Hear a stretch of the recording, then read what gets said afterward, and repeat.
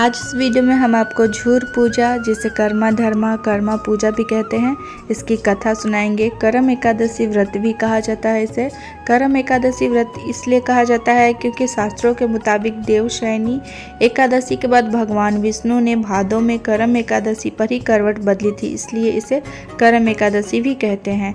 इस दिन बहनें अपने भाई के लंबी आयु के लिए, उनके स्वास्थ्य के लिए, उनके मंगल कामना के लिए व्रत रखती हैं और इस व्रत को विधि विधान से करती हैं। तो आइए सुनते हैं कर्मा एकादशी व्रत की कथा। कहा जाता है कर्मा धर्मा नाम के दो भाई थे। दोनों बहुत ही मेहनती और दयावान थे। कुछ दिनों बाद कर्मा की शादी हुई। उसकी पत्नी अधर्मी और दूसरों को परेशान करने वाली विचार की थी। यहाँ तक कि वह धरती माँ के ऊपर माड़ पसा देती थी, जिससे कर्मा को बहुत ही दुख होता था। वह धरती माँ की पीड़ा से बहुत दुखी था और इसी बात से वो नाराज होकर घर छोड़कर चला गया।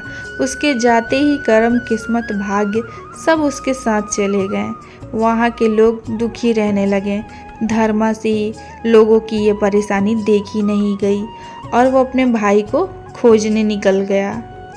बहुत दूर चलने के बाद उसे प्यास लगी। प्यास की तलाश में वो अपने आसपास देखता है तो उसे कहीं भी पानी दिखाई नहीं देता, परंतु एक दूर नदी दिखाई देती है।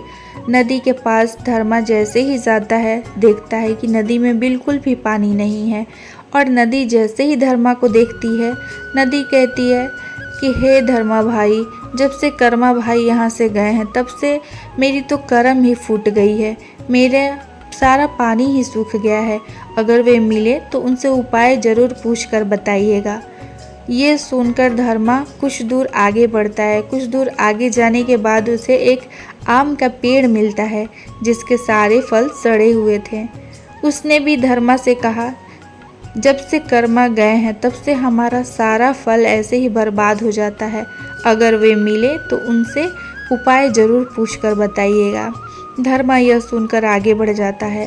आगे बढ़ने के बाद उसे एक वृद्ध व्यक्ति मिलता है, जो धर्मा को देखते हुए कहता है कि जब से कर्मा यहाँ से गया है तब से उसके सर का बोझ जब तक 3-4 लोग मिलकर ना उतारें तब तक नहीं उतरता।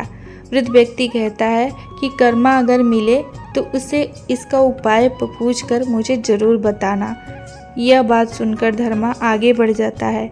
आगे कुछ दूर जाने के बाद उसे एक महिला मिलती है, जो ये कहती है कि कर्मा मिले तो मुझे इस बात का उपाय ज़रूर पूछकर बताना कि मैं जब खाना बनाकर रखती हूँ तो बर्तन मेरे हाथ से चिपक जाते हैं, तो इसका उपाय क्या करूँ। यह बात सुनकर कर्मा आगे बढ़ जाता है।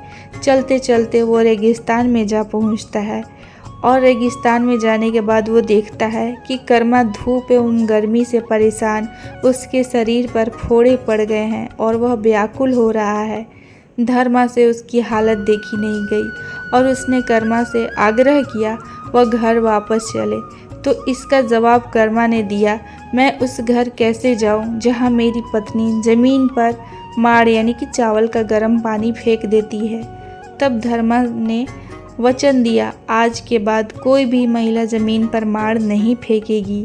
फिर दोनों भाई घर की ओर वापस चले तो सबसे पहले वह महिला मिली तो उससे करम ने कहा कि तुमने किसी भूखे को खाना नहीं खिलाया था, इसलिए तुम्हारे साथ ऐसा हुआ। आगे से ऐसा कभी मत करना, सब ठीक हो जाएगा। अंत में कर्मा नदी पर पहुंचा तो उसने कहा कि तुमने कभी किसी को साफ पानी पीने नहीं दिया, आगे से कभी किसी को गंदा पानी मत पिलाना। यदि तुम्हारे पास कोई आए तो उसे साफ पानी पिलाना। इस प्रकार उसने सभी को कर्म बताते हुए घर आया। घर आने के बाद पोखर में करम यानी कि करम का डाल लगाकर पूजा किया। उसके आते ही पूरे इलाके में खुशहाली लौट आई और सब आनंद से रहने लगे। कहते हैं उसी की याद में आज कर्मा पर्व मनाया जाता है।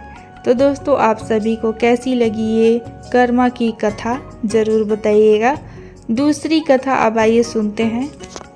पौराणिक कथाओं के मुताबिक आदिकाल में कर्मा धर्मा नाम के दो भाई थे, जिसकी एक छोटी बहन थी और वो अपनी बहन से बहुत ज़्यादा प्यार करते थे। कर्मा धर्मा बहुत मेहनती थे और सच्चे थे, लेकिन दोनों काफ़ी गरीब थे। उनकी बहन भगवान को बहुत मानती थी और वो करम पौधे की पूजा किया करती थी। एक बार कुछ दुश्मनों ने उस पर हमला कर दिया तो उसके दोनों भाइयों ने अपनी जान की बाजी लगाकर अपनी बहन को बचाया था। तब बहन ने करम पौधे से अपने भाइयों के लिए खुशी, सुख और धन मांगा था, जिसके बाद दोनों भाई काफ़ी धनी हो गए थे और बहुत ज़्यादा खुश रहने लगे थे। और इसी खुशी में करम पौधे के आगे दोनों भाई बहनें नाचे गाए थे। तब से करम पौधे की पूजा भाई बहन करते हैं और नाचते गाते हैं। इससे करम नाच भी कहा जाता है। तो दोस्तों, आप सभी को ये दोनों कहानियाँ कैसी लगी ज़रूर बताइएगा। उम्मीद करती हूँ आप सभी को ये कथा अच्छी लगी होगी और आप सभी को करम देवता की यानी कि कर्मा पूजा की ढेर सारी शुभकामनाएँ।